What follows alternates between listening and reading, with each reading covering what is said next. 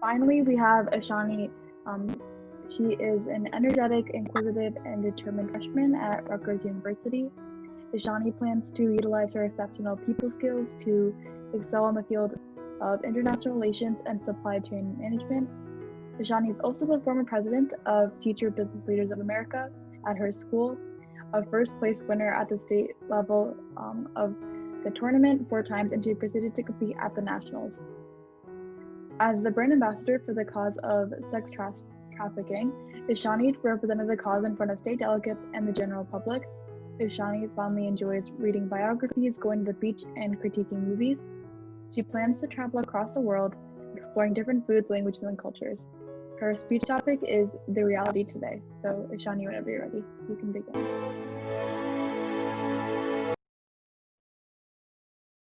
On the chilly morning of June 14th, another young soul took his life as the pressures of existence were innumerable.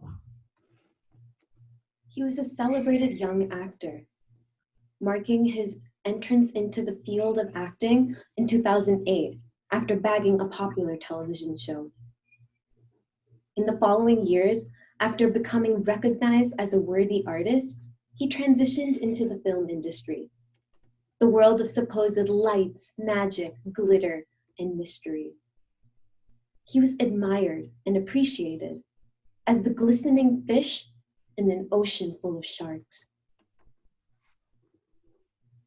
But then one day, everything changed. He was suddenly seen as an outcast from his contemporaries for his witty words, philosophical ideas, and vibrant energy. With more than 7 to 8 projects at hand at one point, his career and reputation were both slowly stripped down to nothing at the hands of A-list filmmakers, producers, and actors. He was pushed to the end until he had no choice. And this, my friends, marks just the beginning of late Bollywood actor Sushant Singh Rajput's tale of oppression. This next story I have to share with you dates back to 2005. As a reputable American financer with close associates such as our very own president, Mr. Trump, Prince Andrew, and Bill Clinton, this businessman was accused of sexual assault for women of all ages, especially minors. His first victim to have spoken up against him was just 14 years of age at the time. She was taken to his Palm Beach mansion in Florida by a common female acquaintance she met at school. She was told she just had to give a massage in exchange for some money. At the time, she instantly agreed without a doubt in mind. After all, what could go wrong?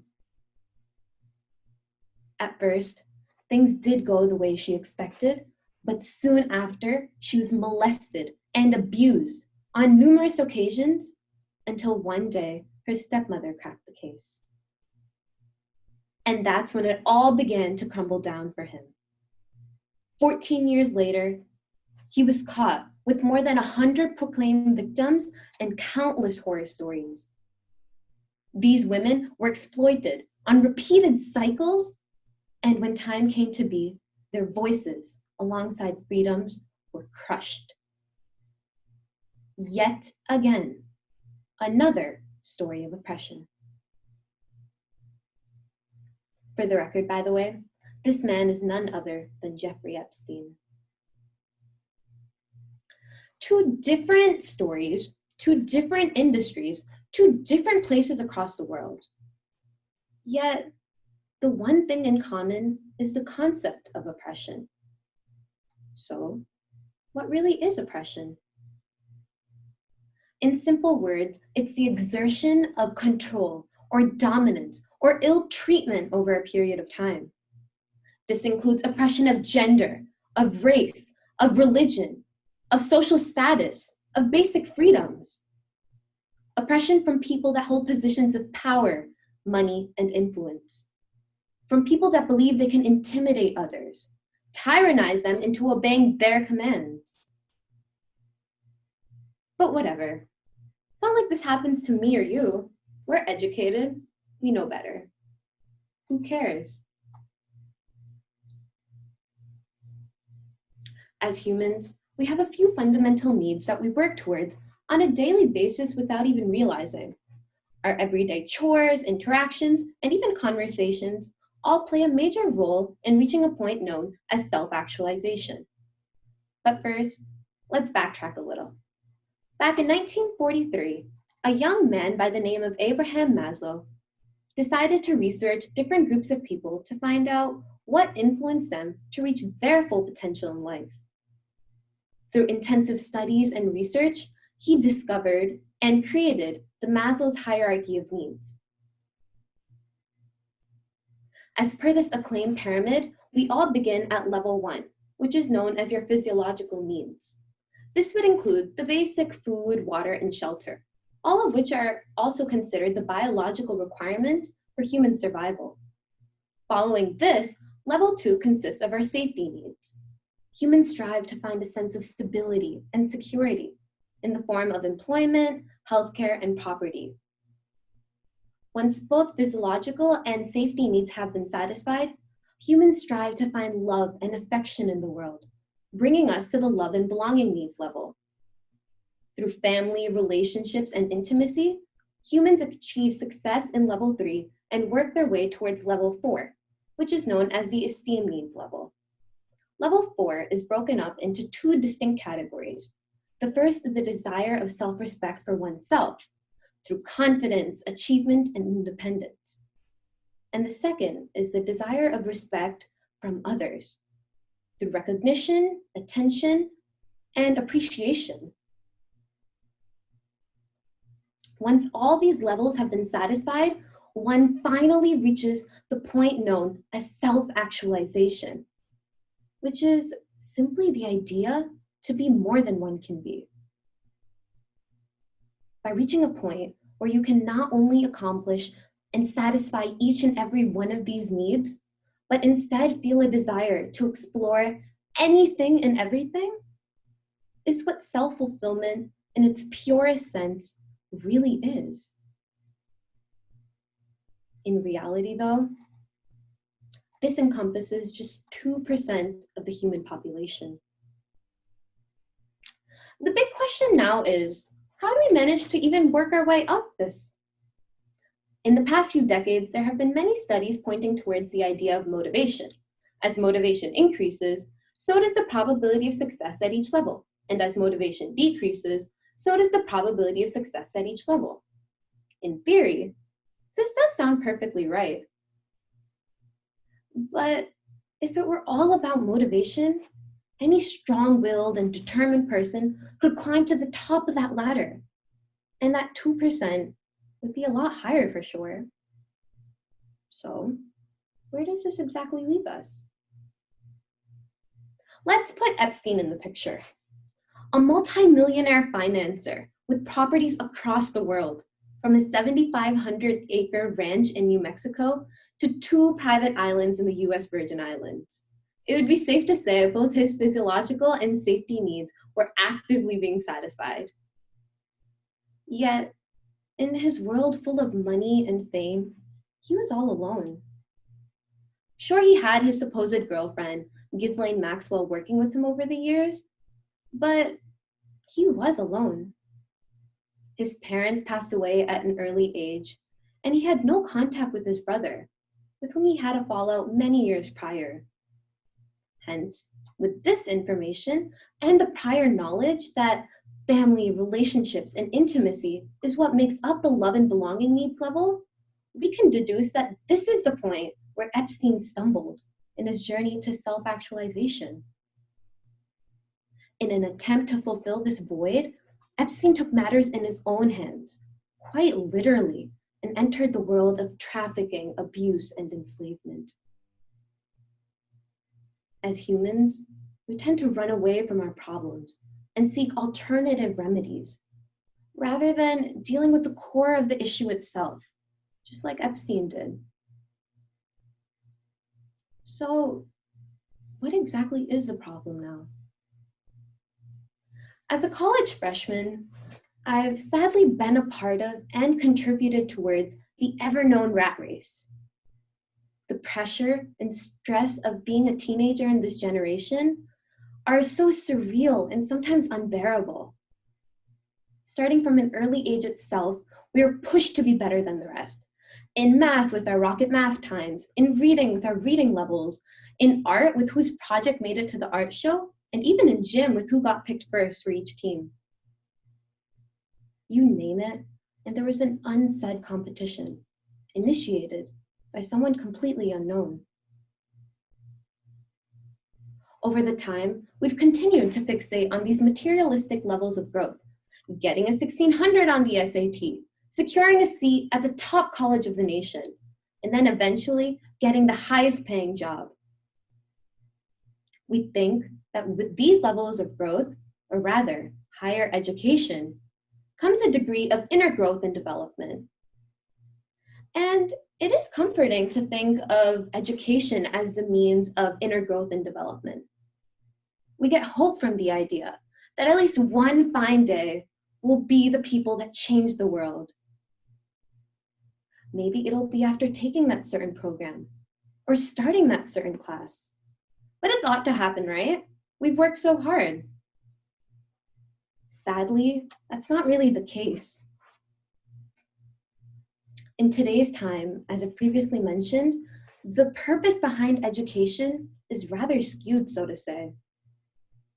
Instead of having a mindset where the primary goal is application in the real world, we focus on the end result, such as getting that test score or position of power, instead of understanding or grasping its foundation.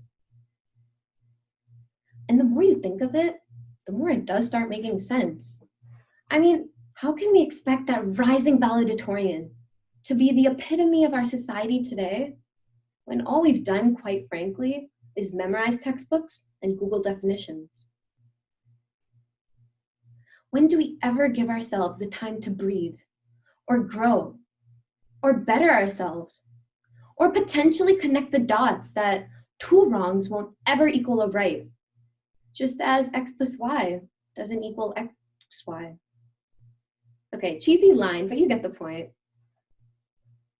In theory, we may recognize right from wrong, good from evil, but we wobble on this foundation ever so often. As the oppressed, and most commonly as the oppressors, we mistake our education as entitled power to act a certain way. In both Sushant and Epstein's case, the common thread were those educated oppressors themselves that were once deemed as role models in the eyes of the general population for their financial and public success. So it's time. It's time we make a promise to work towards a society of bright minds and righteous souls. Those that are capable of independently digging deeper without the fear of failure making them falter.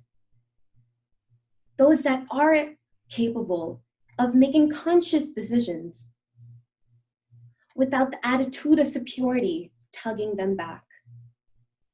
It's pivotal now, more than ever before, to instill these values and take a greater look at ourselves as the future begins today. Thank you.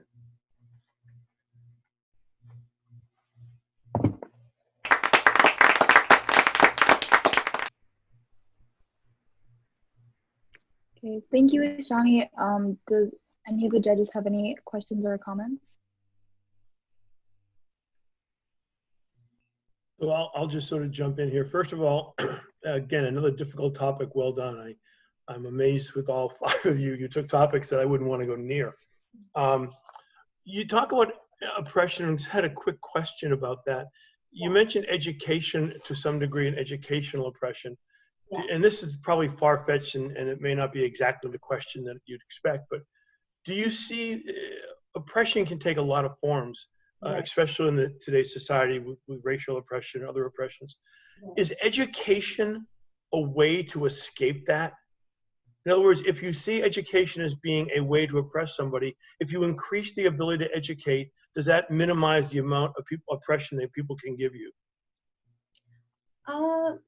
I think it has to do more than just the education aspect. Of course, education does play a major role in finding out what's going on in the world and just becoming knowledgeable. But I think a lot of it has to do with an individual's personality and taking it that step further and kind of doing the research and finding out right from wrong and making themselves aware of what's going on.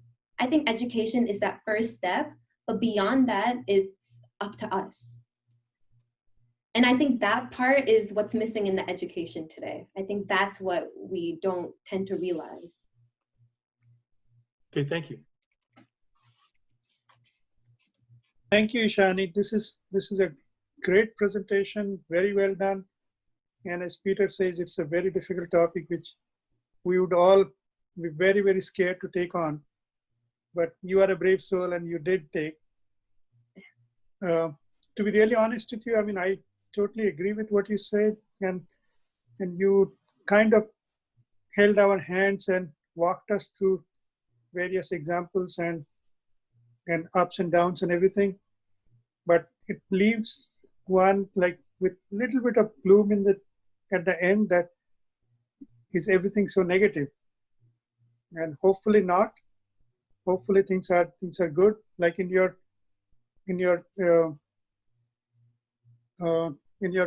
slide, you had one picture where the person is all, in chains and the setting sun in the back. Yeah. I just hope that people do understand, and all the things that you said, all the trigger points and everything. And I don't think I have the answer. I don't think anyone else here have the answer, but someday the answer will be found, that we can come out of the oppression. Right. And that same picture will show that the chains are all untied, and that the setting sun becomes the rising sun. Yes, I definitely agree. With that hope, I thank you once again for taking on a difficult topic and walked us through that. Thank you very much. Thank you. Thank you so much. What I was saying is, I think another good point that you made was about the role of education in preparing people for real life careers and not just the end scores. I think that's an important point. I think that in Western education system has kind of lost its way. It's somewhere. Right. I definitely agree. One question I had was about Sushant Singh. I didn't quite get it. How was he oppressed? He was suddenly seen as different from a lot of other people in the industry. And with that, his movies were gone, different projects he was in, those were taken away from him. And it was at the hands of people that had more power, that had more influence and reach to different aspects. So that's the type of oppression that I was talking about, that he had to face. Hi, Ashani. Thank you for talking to us about a difficult topic. One question in kind of listening to your speech, right? So whether it was sort of Epstein's situation where, he didn't get the family support or he lost his parents early, or whether it was Sushant Singh who was put in a, tough situation professionally, two people in similar situations may react very differently, like to other people so what is your sense of sort of the checks and balances in the society around where, do we do enough to identify people who know are going to probably move to a different trajectory? And identify the warning points in people. Do you think we're doing enough either from an education standpoint or from a social sort of support standpoint? Well, from the education sense, I don't think we are doing enough. Otherwise, we wouldn't reach that point that so many people have found themselves in. I think once the education aspect, as in like we start understanding that there is a life to live outside of those test scores or those endpoints, I think all of these small things, or rather big things in their case, would start eliminating over time. So I think it's important to take that step back and see why it's happening. And do you think as a society, we kind of have enough frameworks in place to identify whether it's the teachers, whether it's, you know, extended family members, to be kind of able to identify and point the warning signs?